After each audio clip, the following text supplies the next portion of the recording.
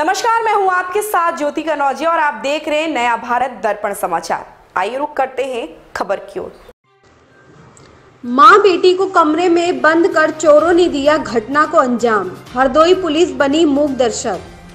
जनपद में इन दिनों थाना बेनीगंज पुलिस की उदासीनता के चलते चोरों के हौसले बुलंद हैं। बेखौफ चोर चोरी की घटनाओं को अंजाम देने में लगे हैं। वहीं स्थानीय पुलिस कुंभकर्ण की नींद सो रही है। बीते 6 माह में क्षेत्र के कई गांवों में करीब आधा दर्जन चोरियों के मामले सामने आए हैं, लेकिन पुलिस एक भी मामले का खुलासा नहीं कर सकी। चोरी की घटनाओं का खुलासा न होने से ग्रामीणों में आक्रोश व्याप्त है। चोरी का ताज़ा मामला उमरारी गांव का है, जहां बीती रात लगभग 2 बजे चोरों ने बड़ी घटना को अंजाम दिया। जानकारी के मुताबिक उमरारी गांव निवासी रानी पत्नी मुकेश अवस्थी ने थाने में लिखित प्रार्थना पत्र देते हुए बताया कि जब मैं और मेरी पुत्री सपना अपने घर में कमरे के अंदर सो रहे थे, उस वक्त मेरे घर में अन्य कोई भी परिजन मौजूद नहीं था। उस दौरान मौका पाकर पप्पू रैदास पुत्र बहादुर निवासी बक्स खेड़ा व पप्पू पुत्र मकरंद निवासी उमरारी, मिलन पुत्र पप्पू, अनुज पुत्र हेमराज रैदास निवासी गण उमरारी मेरे घर में घुस आए। मैं और मेरी पुत्री जिस कमरे में सो रहे थे, वहां आकर हम दोनों को डराकर तमंचा दिखाते हुए दूसरे कमरे में ले जाकर बंद कर दिया।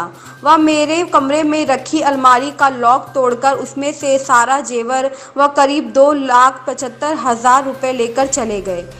उसी दौरान मैंने 112 पुलिस को सूचना दी। पुलिस ने मौके पर आकर दरवाज़ा खोलकर हमें बाहर निकाला और पूरे घर की तलाशी ली, जबकि उस वक्त सारे घर का सामान फैला हुआ पड़ा था, जिसका पुलिस ने वीडियो भी बनाया और हम सभी को थाने जाकर लिखित सूचना देने को कहा, जिसके संबंध में विस्तृत जानकारी देते हुए रानी के पति मुकेश अवस्थी एवं देवर विमलेश अवस्थी पुत्री सपना ने बताया कि हम सभी ने थाने में लिखित सूचना दी है, जिस पर बेनीगंज प्रभारी निरीक्षक इंद्रजीत सिंह ने कहा कि सूचना मिल गई है, अब आप मामले को कोर्ट में प्रेषित करें, कार्यवाही होगी।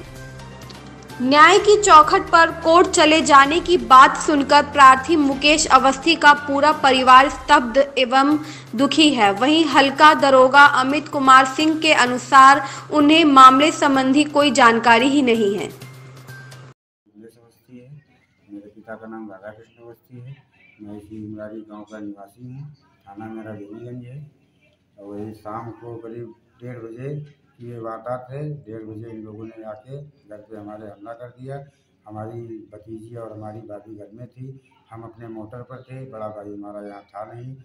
और ये लोगों ने घुस के हमारी अलमारियों का ताला तोड़ा, हमारे भतीजी और दादी के साथ अभद्र व्यवहार किया, उनको कमरे में बंद कर दिया। कहने लगे अगर ज़्यादा बदतमीजी करोगे तो तुम्हारे गोली मार देंगे या तुमको उठा ले जाएंगे। इतना कह के उनको कमरे में बंद करके, और जितना कुछ था, जेवर था 5-6 लाख रुपए का, 2,75,000 रुपये की नकदी थी, वो सारा लूट के ले गए लोग। कौन था? ये गांव का हेमराज का लड़का अमीश था और पप्पू थे। पप्पू का लड़का मिलन था। एक बकसपेड़े का पप्पू था, वो दाढ़ी वाला सरदार बना रहता है। ये 4 लोग थे, बाकी लोगों को पहचाना नहीं गया। क्यों चोरी किया? जब लाइट नहीं थी, जब ये लोग चोरी करने के लिए घुसे तब लाइट नहीं थी, और जब 100 नंबर आई है उसके बाद लाइट आई है। 100 नंबर किसने बुलाया? 100 नंबर हमारी भतीजी ने बुलाया। जब उसने फ़ोन किया तब 100 नंबर आई। तब उसने घर में घुस के सब देखा। हमारे भाभी और भतीजी दोनों लोग कमरे में बंद थे। जब जिंगला खोला, जिंगला से उन्हें चिल्लाई, तब ये लोग दरवाज़ा खोला, तब हमारे ये लोग बाहर निकले। थाने को लिखित सूचना दी? थाने में लिखित सूचना दी, एप्लीकेशन उन्होंने दे दिया। कहने लगे इसको ले जाओ, 56 में मुकदमा कर दो जाके। इतना करके हम लोगों को थाने से बाहर कर दिया। किसने? कोतवाल साहब ने। इस पर कोई विशेष कार्रवाई नहीं की। क्या चाहते हो? इस पर हम चाहते हैं कि कार्रवाई की जाए, और जो उन्होंने गुनाह किया है उनको जेल भेजा जाए पकड़ के। सूचना देने थाने कब गए थे? सुबह गए थे। क्या बताया उन्होंने? रात में तो 112 नंबर आई थी। उसने लड़की को और मेरी वाइफ को वो लोगों ने गेट में बंद कर दिया था। उन्होंने उनको खोला है, फिर मैंने प्रार्थना पत्र दिया तो वहाँ इंस्पेक्टर साहब ने बताया कि आप 56(3) में मुकदमा डालिए। ये कह करके हमको वहाँ से भेज दिया। क्या नाम है बेटा? सपना। क्या हुआ था सपना? कुछ लोगों ने अचानक हमारे घर पे हमला किया। हम और हमारी मम्मी सो रहे थे और वो पीछे के रास्ते से आए और हमें हमारी मम्मी को दबा मतलब पकड़ लिया और एक कमरे में बंद कर दिया और तमंचा रखा हमारी मम्मी के कहने लगे अगर शोर करोगी तो मारेंगे और तुम्हें उठाकर ले जाएंगे, हमको बताया। और फिर सब जितना सब जेवर पैसा सब था सब लेकर निकल गए। फिर हमने 112 को फ़ोन लगाया, फिर वो आई, उसने गेट खोला, तब हमने उसको सारी बात बताई। ये करीबन 1-1:30 बजे की बात है, रात की। और उसमें हमने कुछ लोग के चेहरे पहचाने थे, कुछ लोगों को नहीं पहचान, जिसमें से एक थे ये यहाँ बकसखेड़ा के पप्पू, हमारे गांव के पप्पू, उनका लड़का मिलन, और एक थे अनुज थे हेमराज का लड़का, और बस इतने लोग थे, बाकी हमने किसी को पहचान नहीं पाया। पुलिस आई? हाँ पुलिस आई, हमने उसको सारी बात बताई, उसने गेट खोला तो हम बाहर निकले, फिर उसको हमने सारी बात बताई, फिर उन्होंने सब देखा ऊपर से नीचे तक सब।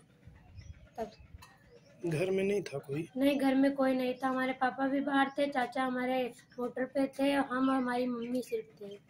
इन्होंने पहले दोपहर में हमला।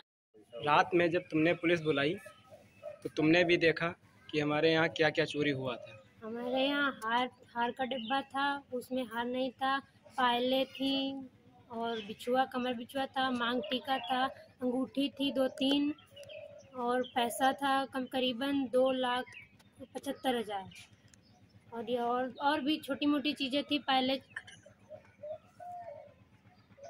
और पैसा ऐसा सब लेकर सब चले गए। कितने लोग थे? कम से कम करीबन 20-25 लोग थे, पर हमने उसमें से 3-4 लोगों को ही पहचान पाया, बाकी लोगों को।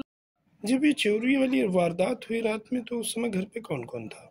हम, हमारी बिटिया रहे। और सब लोग कहाँ गए थे? इनके पापा तो बाहर गए थे, चाचा इनके मोटर पे थे। कैसे क्या हुआ? पता नहीं, हम तो सो रहे थे, बाहर से आके पीछे से आके इन्होंने हमला किया, आके मारा वारा भी आप लोगों को? कट्टा दिखाया और धमका के हमको कमरे में बंद कर दिया। कोई छेड़खानी आप लोगों के साथ हुई? छेड़खानी हुई, पकड़ के बंद कर दिए ने, धमकी दिए, काला बोली हो तो तुमका पकड़ लेगी। क्या चोरी किए? चोरी कर ले गए, हमारे जो कुछ रहा है सब ले गए, सब जेवर ले गए, पैसा ले गए। ऐसी ही खबर से जुड़े रहने के लिए आप देखते रहिए नया भारत दर्पण समाचार।